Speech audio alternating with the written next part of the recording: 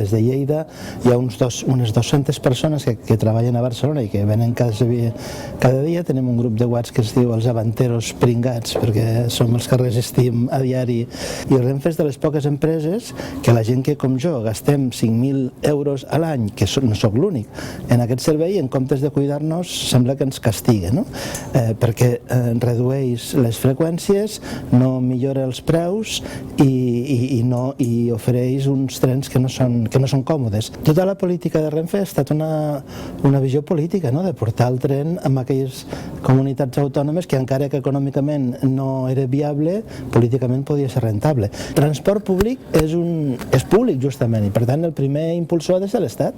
Ha de ser l'Estat, però pensant no en interessos electorals a curt termini, sinó en interessos a mig i llarg termini, en aquest cas, per exemple, diguem-ne, que impliquen una sostenibilitat ambiental a llarg termini. Si això es fa bé, després ja les empreses trobaran la manera de beneficiar-se'n, perquè les empreses el que busquen és ser sostenibles i guanyar beneficis, i estic convençut que aquesta xarxa ferroviària que tenim està infrautilitzada i no té un bon servei.